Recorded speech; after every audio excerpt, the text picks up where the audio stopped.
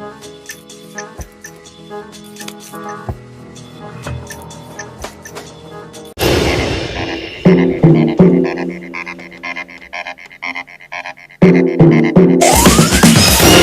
evening to you once more, and it's another Thursday. It's the third episode of Let's Talk Justice. We Living Your Rights, me and you, and it's coming to you, brought to you by courtesy of Department of Justice and Constitutional Development, as well as Government Communication and Information System.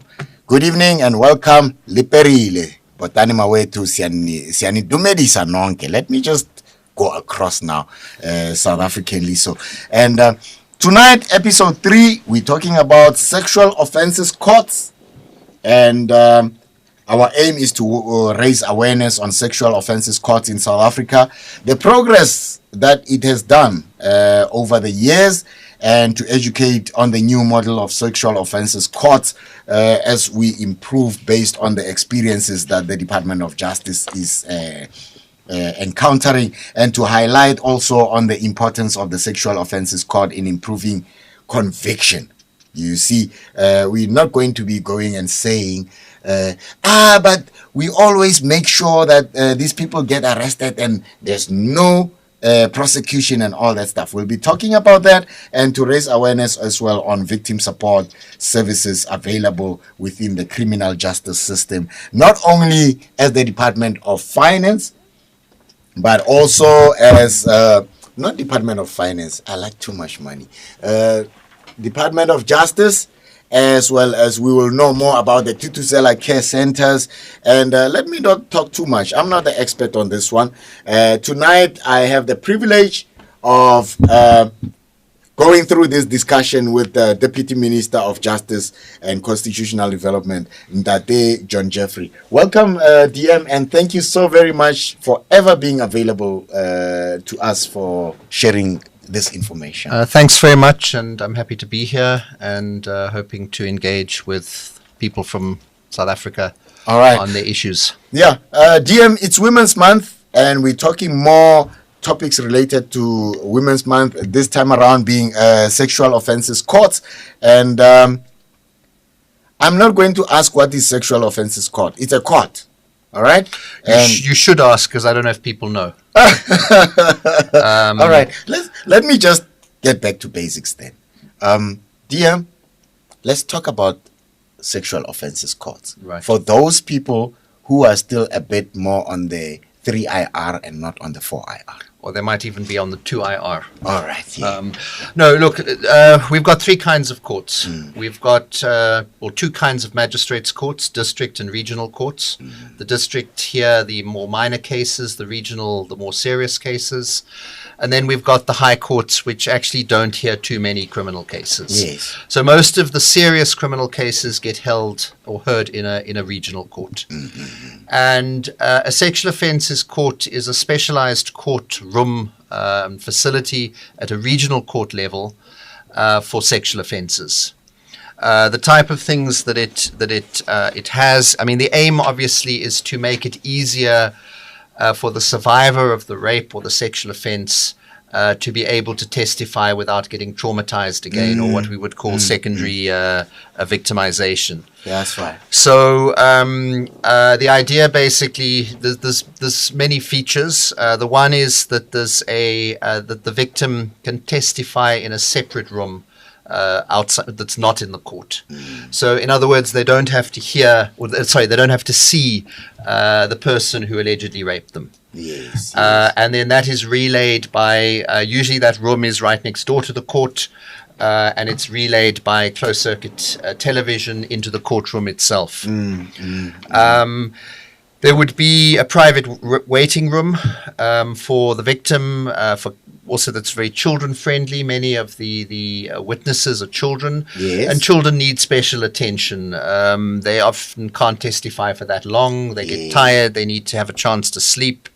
And then there's other issues of psychosocial support for people. A court preparation officer from the National Prosecuting Authority's side. There's also prosecutors who are then more specialist on sexual offences matters.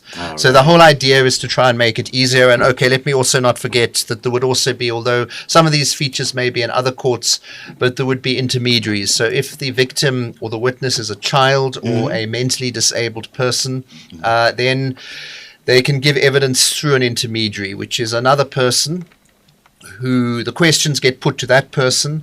They then phrase the questions in a way that the child or the mentally disabled person can understand, and then relay their answer back to the court. Might be somebody who cannot even speak and or deaf or something. Yeah. And actually, DM, thank you so very much for alluding to that, because it actually highlights the plight of our people with different abilities, not just a normal human being like Mosotho Stone, only DM John Jeffery and all that stuff. So we'll be talking more about those challenges, as this is the 7th series of the Let's Talk Justice. Thank you to Karabalans, who was on the first 2 programs, and thank you so very much indeed. And there was child maintenance that was discussed, and there was also what is it again that you discussed last time? Maintenance, yes, maintenance twice. Josephine Petter was here and co-presenting with the Karabalans. Let's talk about what we talked about yesterday, DM, to say we have all these products and everything and stuff. And since the establishment of the Sexual Offences Courts, how much inroad have we made as government and also in touch with the people? You mean in terms of prevention? In terms of the progress that has been made in general first, and then we'll get into the details. Well, look, obviously one would like to see a country in which people, in which there are no rapes, there are no sexual assaults. Unfortunately, we are not. We're in a very violent country generally, but we're also in a country with a high number of sexual offences. There was just looking at statistics, there was a minimal increase from 49,660 in the 2016-17 financial year. Sorry to the listeners, these are, we call it a financial year, so it's not from the 1st of January to the end of December. It's from the 1st of April to the end of March. But anyway, so in 16-17, 49,000, that went up by about 500 cases, just under to 50,108 cases that were recorded. Sure. There were 39,828 rapes reported to the police in 16-17, went up to 40,035. So a slight increase. Rape is often, though, a crime that is not reported. Because it's generally women who get raped, and they are embarrassed or feel under pressure from most women get raped by people they know, by men they know. Exactly, yeah. So they might. We don't have. It's stranger rape is not such a problem, but they might then feel pressurized because it's somebody they know, not to report it. Will they be believed? They don't want to go through secondary victimization, or their family pressurizes them, not to lay the charge. That kind of thing. He might be a priest. Yes, that happens. One typical example. Yeah. So it is an underreported case, but the problem overall we've got to look at how do we reduce the number of sexual assaults. And I think it's something as men we need to ask. I mean, it's men that's raping women. There's the occasional sexual assault of a man by a woman, but really those are very few and far between. So we need to be asking as men, what are we doing to try and stop other men from raping and doing this? All right, that's what brings me to invite you as a listener to say you are able to engage us on 0800 142 446 0800 142 446. What are we doing as men here the DM is saying, we do not just have to be creative or to be sounding a bit more clever than the other people, because this is a social problem that exists where advantage has been taken against people who are vulnerable and cannot protect themselves. So talk to us. Nalina ke Mosotho Stone, and we will be together up until 5 minutes past 7. So make sure that you do call us, and it's 0800 142 446. It's free if you are using a telecom landline. Otherwise, I am joined by Karabo Lance, who's flying this big plane tonight with millions of listeners, and making sure that you're coming out live and clear and with great quality. And then Ace Sitemo is on the telephones. So if Mosotho Stone is not saying hello, there's going to be a very energetic young man who will be actually talking to you in all the languages that you can think in South Africa. So let's talk about the support. I would like us to focus first on the Thuthuzela centers as one of the supporting components of victims of sexual offenses. How does it work, and what guarantees do we have that it will make such an impact that people will be actually giving an accurate, precise, and unbiased evidence that is needed by the court? Because in most cases, we know that cases fall off because there is no proper evidence or something that is acceptable to the courts. Yeah, no, that is the case. Evidence is very important. Otherwise, you have a situation where it's often the word of the person accused of the rape against the word of the victim, and the person accused of the rape will say, "Well, it was consensual. Yes. It wasn't rape." Yes. So other evidence is important. The Thuthuzela care centers are a unique South African innovation, which was developed by our own National Prosecuting Authority.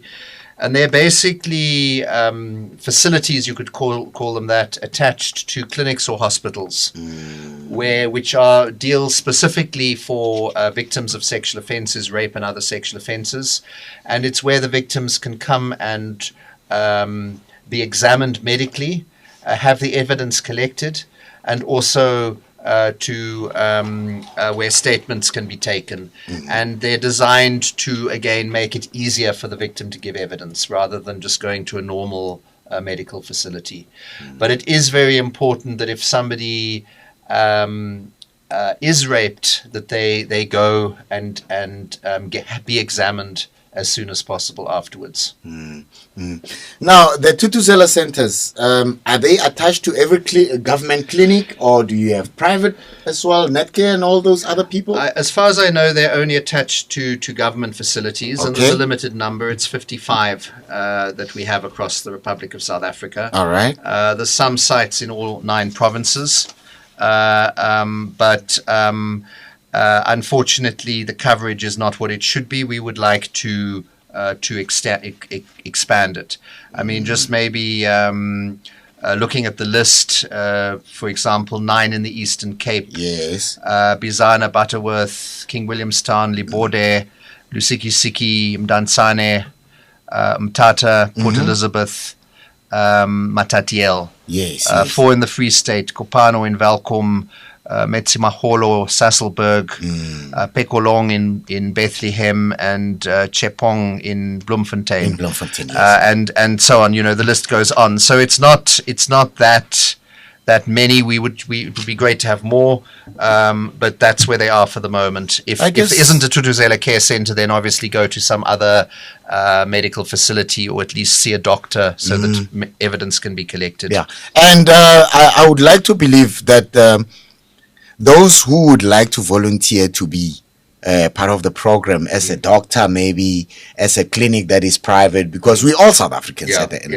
Are they welcome somehow to actually get to be part of this process? Yeah, sure. The Thuthukari centers. I think, you know, we are in the spirit of Tumamina. It would be good if medical practitioners could ask to be tumed. to assist. It would often mean that they would have to go to court and give evidence, because that's where it's aimed at.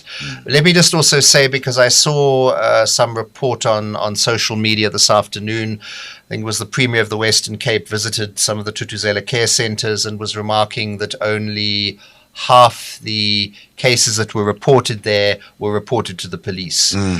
And look, we would rather victims get treated, women get treated, than pushing that you can only come here if you're going to report it to the police. So that's their choice, unfortunately. We would want to encourage it, but don't feel if you go to a Thuthuzela care centre that you're going to get pressurized into reporting it to the police. All right. Go there for the treatment. Okay. 0800-142-446. If you have just joined us, this is the voice of the Deputy Minister, and John Jeffery. And he's taking us through the topic that we are discussing tonight, which is Sexual Offences Courts. We would like these courts to be working for you, not just because we're dealing with a taboo kind of discussion here. Nobody wants to be raped. Nobody wants to be sexually offended. And I would like to ask this one as well, because it's more office-bound, DM, to say there is sexual harassment and there is sexual offense. And that's where I'm coming into the types of sexual offenses that we're talking about, because, there is this typical South African culture where somebody will just spank on someone, say, hey, you got some nice behinds. You know what I'm saying? And that, to me, probably if I was a lady, I would be feeling like it's a sexual offense more than a sexual harassment kind of thing. But that's a topic for another time. But let's talk about the types so that we are clear to say, when you take somebody to court, what are you taking them for? And is it something acceptable to be prosecuted for as an offender?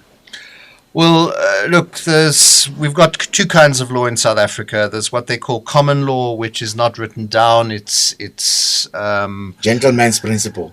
Not really gentleman's principle. It's because you can go to jail for murder is a common law offence. It's not the other one is laws passed by Parliament. So things like rape were basically, it was a common law crime. The courts determined what constituted rape. Then in 2007, Parliament passed the Criminal Law Sexual Offences Act. Yes. And that changed the whole definition of rape. Before that, rape could only be, without going into too much detail, it could only be penetration of a woman into her vagina, and that was sort of all. Men could not be raped, for example. Yes. Now the law has changed to mean any form of penetration into any part of the body can be rape. So there's a number of crimes that are set out in the Sexual Offences Act. It would include compelled sexual assault, compelled self-assault, where you force somebody to masturbate, displaying of genital organs, and then it's also what's quite strictly prohibited is sex involving children. Yes. All right. One thing that's very interesting that I would like us to look into, DM, is the compelled self-sexual assault. Sometimes many of our people are not, even if they paid school fees, they were not actually learning English.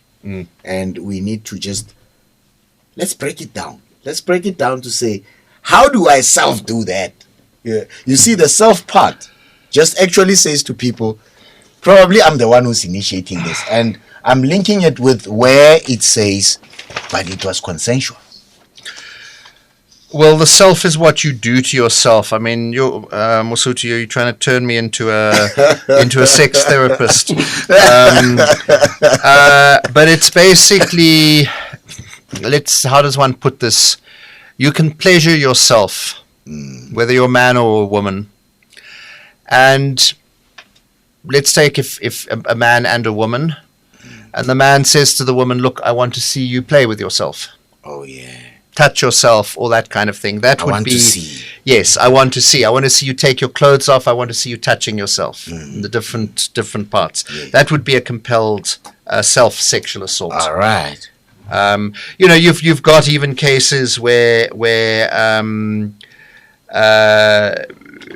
can have the person committing the offense, and they find a couple, and they say to the couple, I'm forcing you to have sex with each other. If you don't, I'll beat you up, I'll kill you, whatever. That's a crime. Yes. And that's compelled sexual assault. All right, we'll talk more about sexual grooming. We'll talk about compelled sexual assault and all those other ones, because I want. There's something called child pornography. There's something called incest. There's something called child prostitution. We'll talk about those things. And sometimes in our own African languages, we do not have the terms that actually describe those kind of crimes that happen within our own. But anyway, we've been talking for quite a while. Let me just give a chance to our listeners, and starting with George. Hello, George. Hello, I'm Dr. Mosotho. Legai Malone. Ore phone lo le kae bra George? Kopheli. Just around the corner, go west so. Yes. Tame bla. Bolela le rena bro. All right, firstly, I would like to thank the department for this informative programs, and Deputy Minister wish the department can speed up the process to roll out more sexual offences court, especially in the township areas. And then I just want a clarity maybe from the Deputy Minister, if the responsibility for Department of Justice and Correctional Services to build the courts, or maybe it's the responsibility for Department of Works, of Public Works. Just the clarity, maybe the minister can just give us the clarity there. Okay. And then lastly, I would like to find out if maybe where can we get maybe like informative booklets or maybe the flyers of the DVD. Can we get it maybe to learn more about the sexual offences? Can we get it at the Tutuzela centers, or maybe we have to visit their offices to get this informative booklet. Bra George, go put it on the spot. Ne? Yes. I know you can comment as much as you comment, but let's talk about this. What do you think should happen for men to actually play an active role in campaigning and fighting against sexual offences crimes? Just your own opinion, Malo. I think it started como high, maybe more like something more support the and then also maybe we can join the NGOs around the communities. Maybe more the sexual offences, and then maybe more like around the communities that maybe maybe more the campaigns or maybe problems sexual offense. All right. Brother George, and thank you to Peli FM as well. Thank you, sir. And then we're moving on to Rustenburg and Brabas. Malone. All right, man. Thank you so very much to you and Mafisa FM in Rustenburg. Yes, thanks. All right. The DM is here for you, my leader. I've got a question or two. Mm-hmm. I want to ask the minister, what is the grace period, for lack of a better word, or an expiry date? Say somebody has been sexually assaulted. How long can they wait until the court says, no, you've waited too long, we are no longer going to take your case? That's my first question. If there's a grace period to say, after this period, you can no longer lay charges against or raise this matter in court. The other one, the issue regarding the dropping of charges. Say somebody goes to court, So you otherwise. Move a little bit, Brabasi. Move a little bit because we're losing you on the network. Just move a little bit. Maybe if there's a windmill around, you can just climb it if you want to. Can you hear me now? Yeah, I can hear you very well, sir. Yeah. Yeah, I want to ask on the issue of charges being dropped. What are the ramifications? If somebody, say, decides to go to court, to police station to open charges, to lay charges against a particular person, and then later on they decide to drop charges, is that allowed? And if it is allowed, under what circumstances are those allowed? And lastly, if just a follow-up on that particular one, who can drop charges? Can a mother of a child go to police station, or a parent go to the police station and say, look, we laid charges, now we no longer want to continue the matter, or is it only the victim who is entitled to drop charges? Those are my questions. Brabas, the last one from me is that make your contribution towards how do we as men brew Ruaka? Because how do we make sure we play a significant role in making sure that sexual offenses are a thing of the past? I think it's a societal issue. The society has to stand up and raise those morals. When we were growing up, we used to have those ethical issues and ethical morals. Yes. To say this is wrong, this is right. Because in most cases, people say if you are raised in a particular manner, you are going to behave in a particular manner. I'm not saying we were raised or other people are raised negatively. Yes. to push the stigma maybe to the parents or the society. But I think the society has a role to play here those issues though of morality and public participation and education. Education is very important. If you can realize, the more educated you are, the lesser the chances are that somebody is going to commit such crimes. Yes. Brabas, thank you so very much, and thank you to Mafisa FM down in Rustenburg. Thank you so very much, my leader. It's a pleasure. All right. And from Rustenburg, we're moving right down to eThekwini. We're taking the last call before the DM response. Usis Nomonde from eThekwini. Ninjanisis. How are you? Gapi. Welcome to the program. Thank you for taking my call. All right. Talk to the DM. My question is that, just a comment, is that the initiative that the department has taken, I think, is long overdue and well appreciated, especially by females. And us being the victims most of the time. But there's also a thing that has now arisen that who gets protection for the men now, because it is known in society that some women actually, because now the date such can report after a long time, so which then now allows the ladies to lie at times and men get extorted, that like a man did not commit a crime. But because the law favors the woman, men get arrested if they don't pay the money that they're being asked to, because it's her word against his.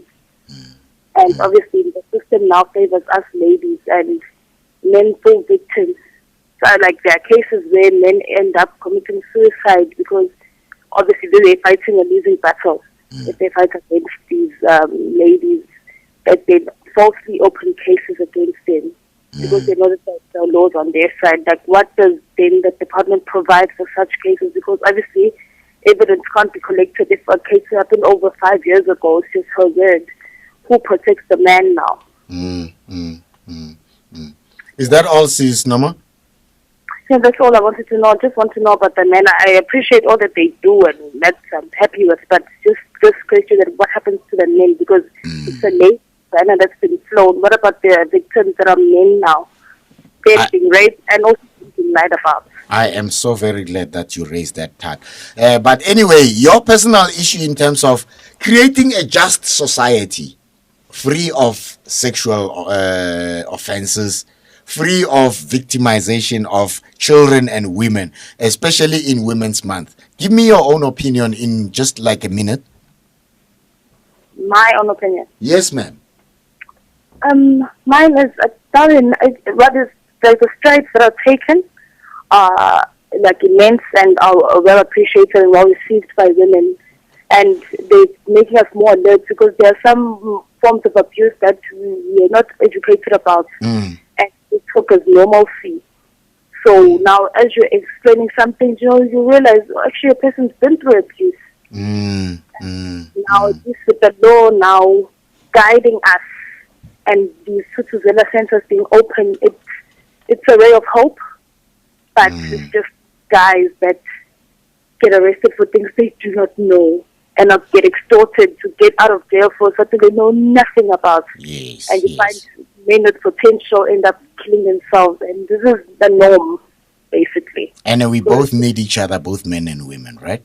Exactly. All right. Sis Noma Ndingboga Kakhulu, which radio station are you listening to at the moment? It's a GNCR. Thank you so very much, ma'am. All right. Do you listen on radio? Okay. DM? Thanks. Let me maybe move up from the back with Nomonde. Yes. Yeah, it's actually, well, let me put it this way. The state has to prove that the crime was committed. So it's you can't, you're innocent until proven guilty. Oh, yes.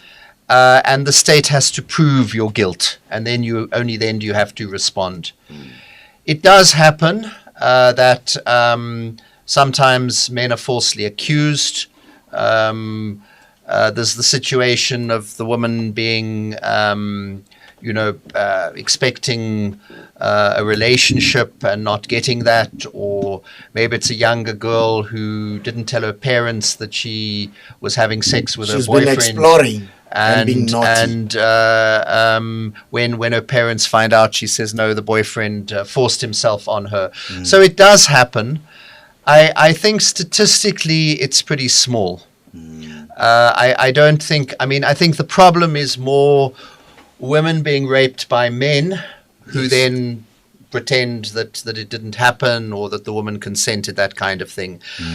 But the bottom line is that the state has to prove. So a person, and it can be a crime of laying a false charge, there would need to be evidence, but it's tough. All these things are tough because they're very personal. But I think it's particularly more tougher for the women than for the men. Linked to that, really, with Basiman's questions around the charges being dropped and who can drop the charges. Yes. The crimes are. You don't have to be have a complainant to report a crime, definitely in the case of children, I think the state would be very reluctant to withdraw charges if the family come and say that the child wants to withdraw. I think they would be very reluctant to. Even with an adult, the state would be reluctant, but obviously what the state, and by the state I mean the prosecution, have to look at is, okay, if this person who was raped now doesn't want to proceed, what evidence are they going to give in court? Yes. How will it actually go? Will they be able to build up a strong enough case against the accused? So it's not automatic that charges can be dropped just because the person who laid the charge wants it dropped. So I don't know if that explains. A case like murder, nobody can drop that case. You've got somebody who died. The evidence seems to point to the fact that they were killed unlawfully. Nobody's withdrawing that. The family can't say no. This person, we don't want to lay any charges. Yes, they could have killed the person. And then similarly with children, the state will be reluctant. Sometimes you do unfortunately have rape against children, sexual assault against children by other family members. Yes, and you therefore don't want a situation where the family can then say no, we don't want this person charged, when it's them, the family, that are participating in the abuse of this child. That's right. The grace period, that was the last of Basiman's questions. was a what was called a prescription period for sexual assault, not for rape. There was recently a court case which went all the way to the Constitutional Court, which basically found that for sexual assault there shouldn't be any prescription. So you should be able to report the matter, obviously at any stage, and it be investigated. Obviously, the longer it takes, the more difficult it is to prove that to have other evidence. But because of the nature of rape, particularly rape of children, sometimes children bury the fact that they were raped, and it only comes to light a lot later that the rape actually took place. And then George's question, who builds the courts? It's the Department of Public Works that builds the courts for the Department of Justice. Yes. So I hope that explains that. All right. Maybe let me just expand on that one, that most of the infrastructure that you see that belongs to government goes through public works first. That's just information. Anyway, more questions, DM, from two of our callers now. Patko, Ninja, goeiemorgen, afternoon, whatever that you want to speak, my brother, I know. Amut. Good evening. Hey, ndimatekwana bote vovuana. Na kakati aho namre. Ngilemibuzo nje emithathu mina. Okay sir. Okay, imibuzo yami emithathu ngifuna ukuqiniseka ukuba ingaba iThuthuzela Center zikhuseleke kangakanani komama ngesikhathi ba inyanga yomama. Xa kwinyanga yomama omama bayahlukunyezwa, emveni bayihlukunyeziwe bathathwe nabantwana base kuThuthuzela Care Center. Bathathwe babekwe phayana. Ingaba zikhuseleke kangakanani? Umbuzo wami wokuqala lo. Umbuzo wami wesibini, ngifuna ukuqonda ukuba ngelixa sisazi ukuba omama they are the victims kwicala ze-rape, we-abuse. Ingaba i-Department of Justice iqinisekisa kanjani kwicala lawo ukuba i-kit ezisetyenziswayo, if someone has been raped or someone someone has been raped, i-kit ufumana xa uya epolice station kuthiwa okanye from esibhedlele kuthiwa the kit azikho, just to make sure ukuba lo muntu lona has been raped, yonke loo nto leyo. Umbuzo wami wokugqibela ndifuna uqonda ukuba ingaba baqinisekisa kanjani ukuba bona be-Department of Justice ukuthi bayeze ebantwini babafundise ukuba thina si-Department of Justice sine-program ezi 1, 2, 3. Uba ngabe ungaya from the rural areas, abantu they've been raped, kuthiwe no, this thing must remain here. Ayiphumi ngaphandle, it's the only family thing. So bazazilungisa njani ezo nto ezo? Ziiquestions zami ezintathu ezo. Especially elalini wena. Elalini from the rural areas. Yeah. Village kakhulu. All right. Now the last thing from me, Patko, I know we always are the ones from Mpakatin that we ask questions, but let's contribute to this thing. As Upatko, how do you see this? How do you see South Africa winning against this, my leader? Okay, Ndatemsuthu. In order which South Africa ikwazi ukuwina, the department, the community radio station, the commission, the politicians must work together hand in hand. That is it during the time of when they are having a program, or the MEC or the president is coming to a certain place, where all the department and then to give the service to the community. During that time, each and every time, they engage with the community, and then what problem do you have from this community? Social development, sports and culture, all the Department of Health, the Department of Education, hand in hand. Look, the cases in the guy from the schools, they've been raped, and then the teachers, the SGB, they remain silent. Because I equal that working relationship. And we're saving people's jobs in the process.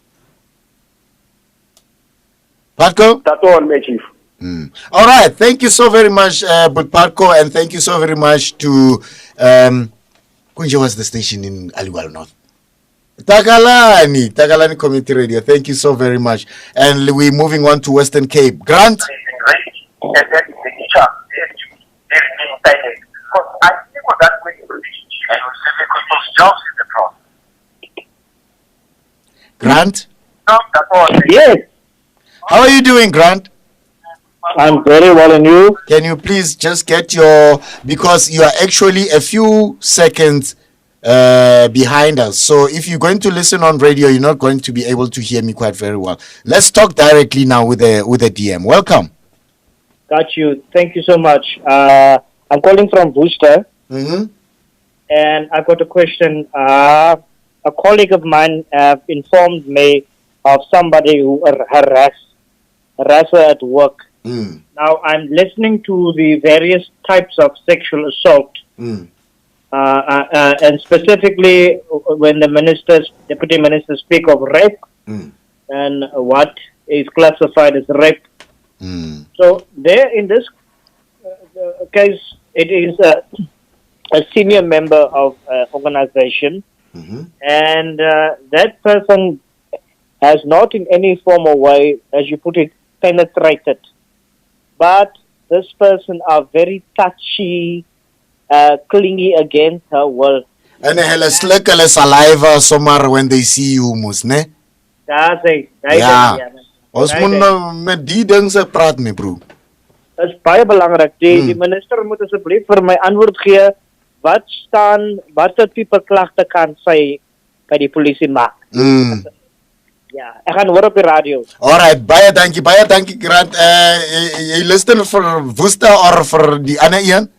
Wally? FM. Alright, dankie. Dankie hoor. Dankie Grant, baie Bye-bye. dankie. Alright, DM? Sure. Just with Putco's The safety of Tutuzela centers. yeah, The other one is rape kits, and then the yes, and then the outreach programs that you have. Yes. Look, I'm not too sure with the safety of the Tutuzela care centers. As I said, they're attached to. They're not freestanding. They're attached to hospitals or clinics. So they would be part of the security of that place.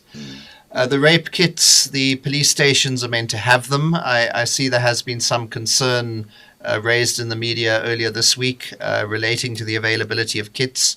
I've asked the department to find out what is happening in that regard. Is there a problem? Mm-hmm. The issue of rural areas tend to be more conservative communities. And there are programs involving traditional leaders, for example, the Ndabazita project, it's called, to basically get traditional leaders support in terms of dealing with, particularly with domestic violence. Yes. Traditional courts are not allowed to deal with or prohibited from dealing with sexual offences. The aim basically is to prevent a situation where you have maybe a more patriarchal community, and they say, okay, no, if the man pays a cow to the woman or her family, everything is then that's fine, and that's not the case. I mean, rape is serious. The sentences for rape are quite extensive. Let me just sort of, well, I'll come back to those, but it's useful to, I think, scare people with what they can actually get for rape.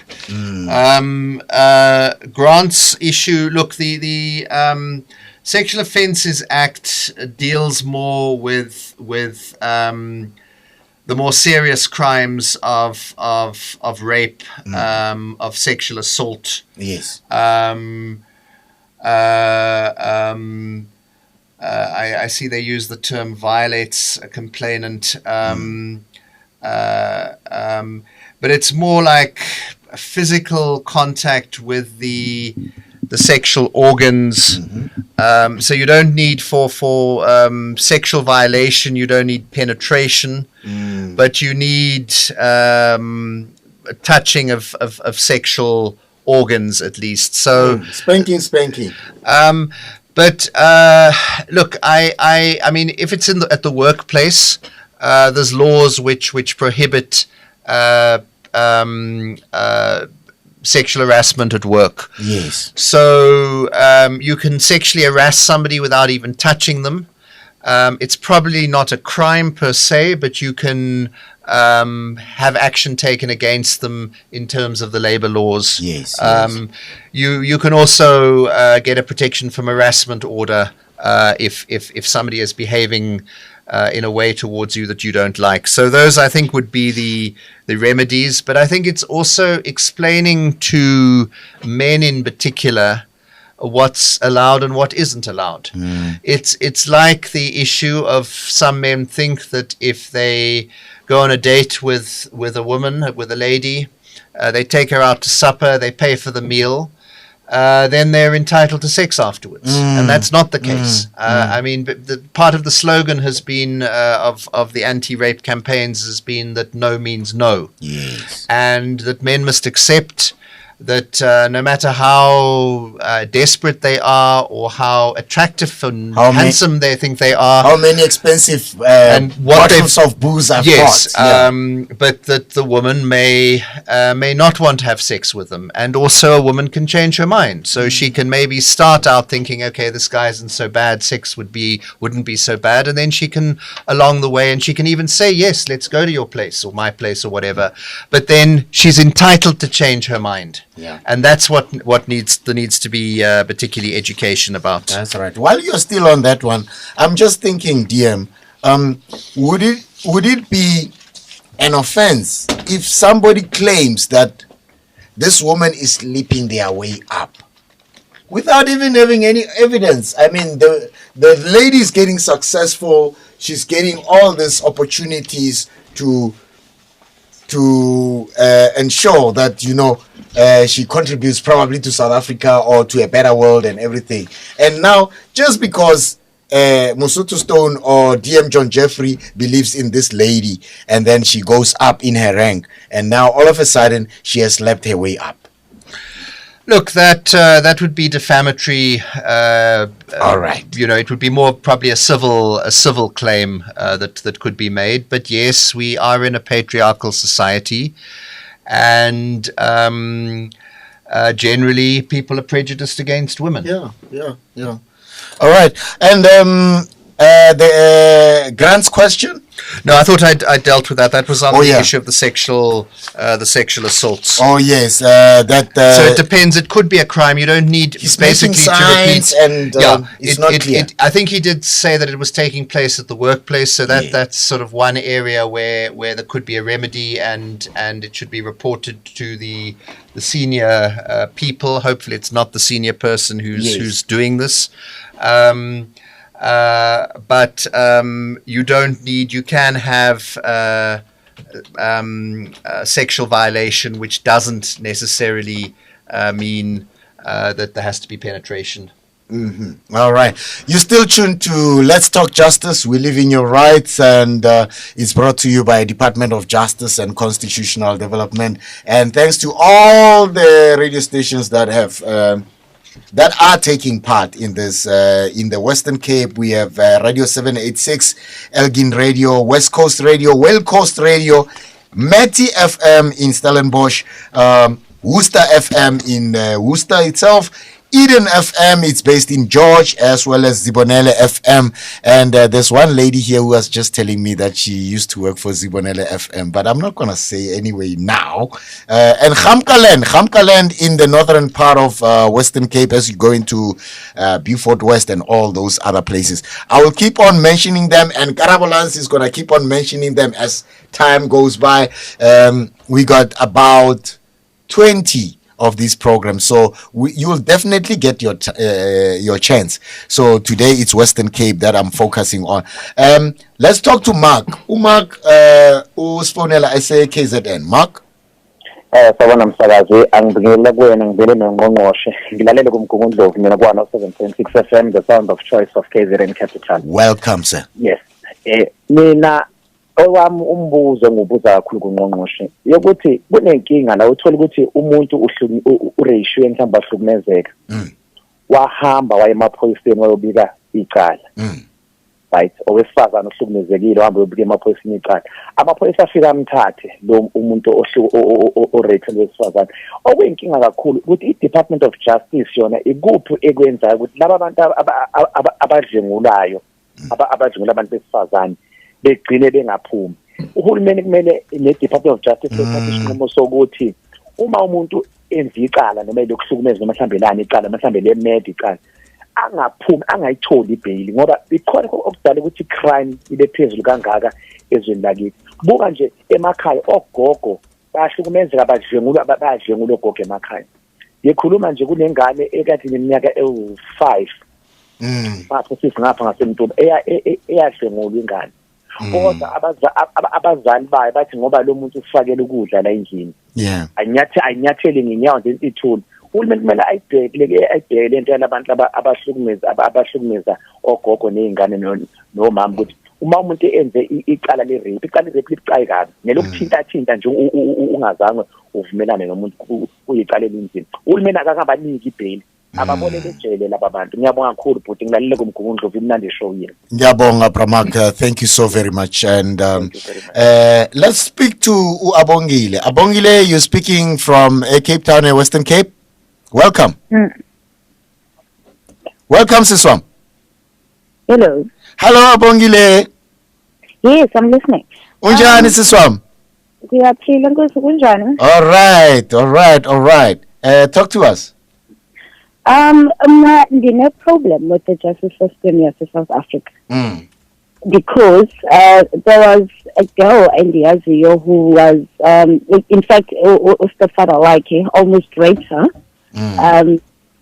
But umama akhe wathi no makangayisi emapoliseni. Now yenzeka indlela yoba makade abe uyasiwe emapoliseni, but akuzange kude kube khonto yenzekayo ngalonto. So I have a problem with the justice system. But now let me ask you, Abongile, ne? Is it how do you think the justice system will be able to enforce any kind of law or policy or code of conduct that says when as umama you are not allowed to have an opinion of saying ungayo bambisa lo stepfather? But kaloko yade yenzeka indlela yoba mayihambe iyoreportwa and then stepfather wavele wahamba azange abanjwe zange kwenzeke next. Does he have connections with the police? I do not know. Okay, because it sounds very fishy. Like kwavele kwangathi akwenzekanga next. All right. Is that all, Abongs? Yeah, that's all. All right. Thank you so very much. All right. Thank you. All right. Dear? Yeah, let me start with Bongile. I mean, you say you've got a problem with the justice system, but the problem's within the family. Yes. So that's a bit unfair on the justice system. And I guess what we've got to do as a society through community organizations, churches, whatever, is to indicate this is not acceptable, because it is not uncommon. It does happen where the mother, particularly in the situation like she's mentioned of a stepfather, takes the man's side, or it might be her brother or an uncle or something like that, and often the family will take, and sometimes it is the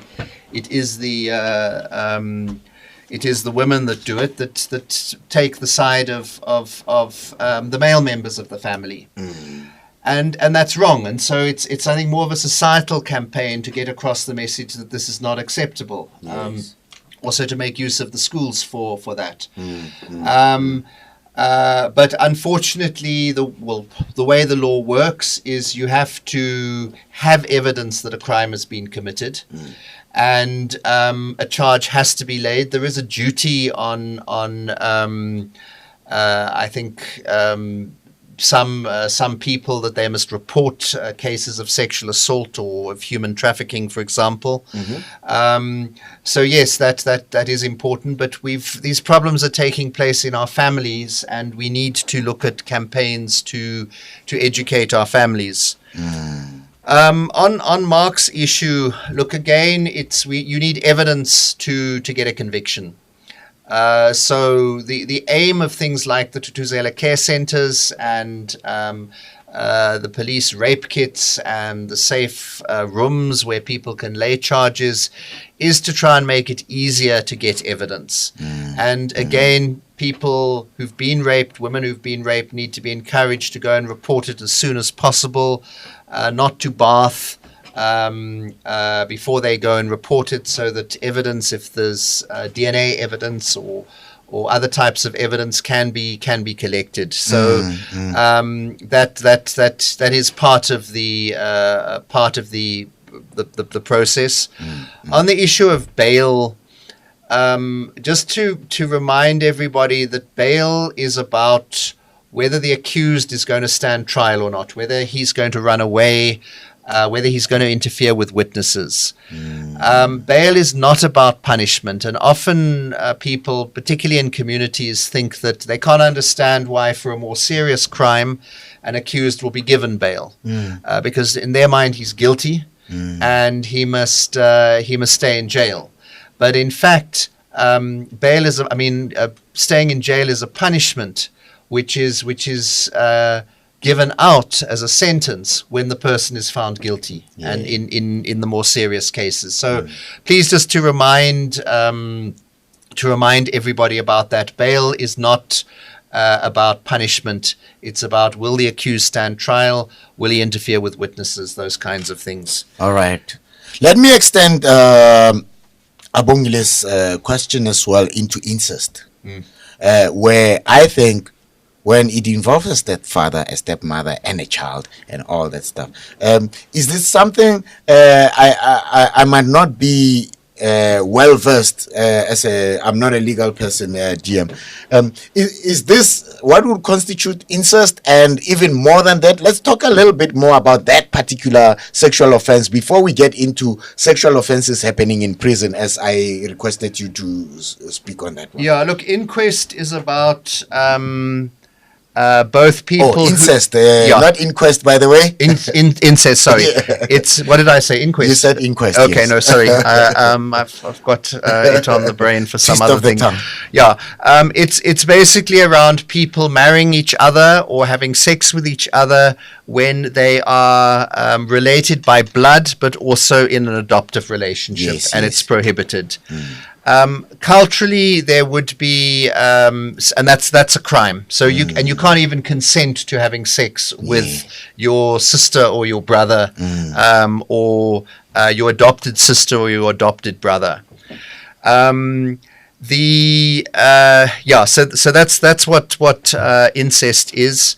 But I'll challenge you based on the traditional practices that we have as African human beings. Maybe let me just not say African, because we're all African anyway.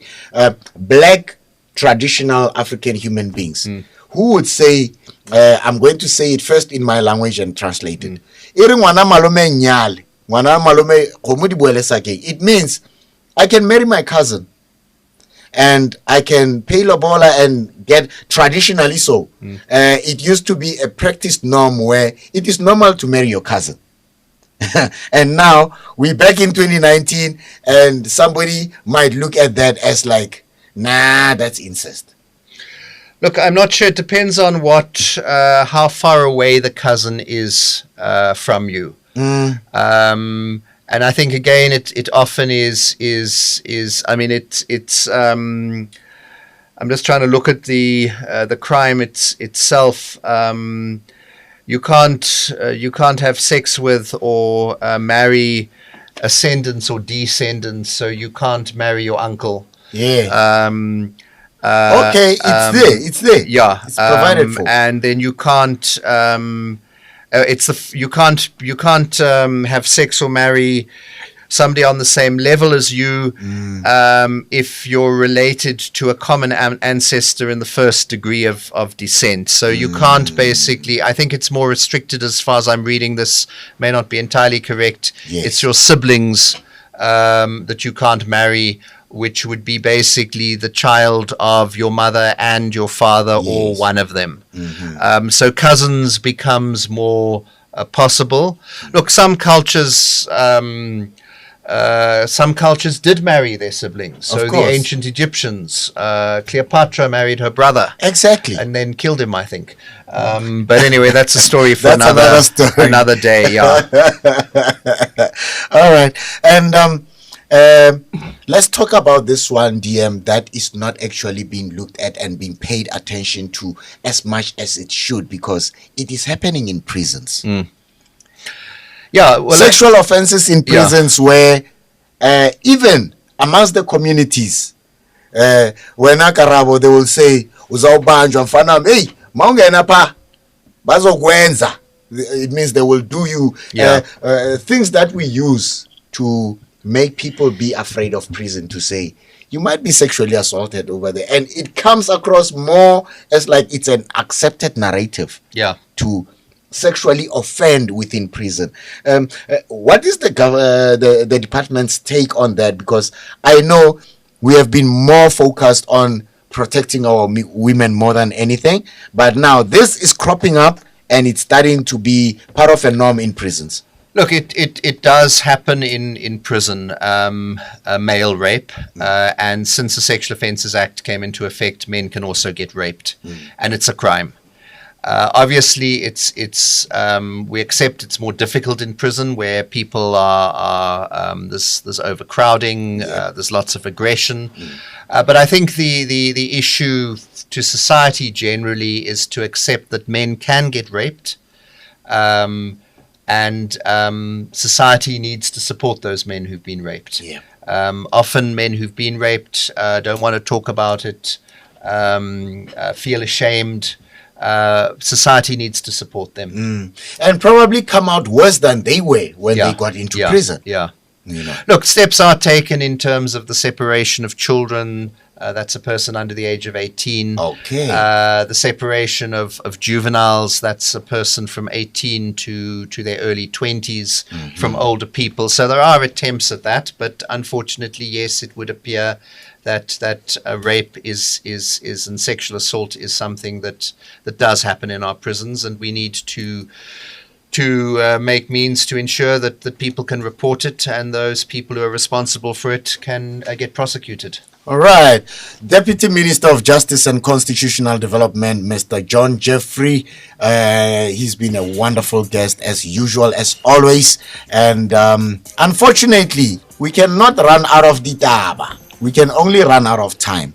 And thank you so very much for all those who contributed, who called in. Thank you so very much to Sitemo Dibeto.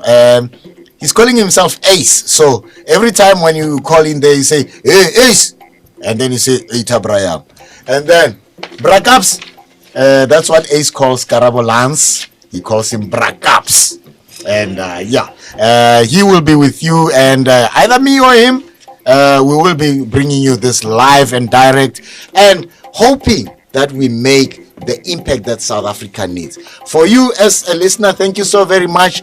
Keep putting South Africa first and putting yourself first, and make sure that Motuki Motukabato. Thank you so very much, and good night.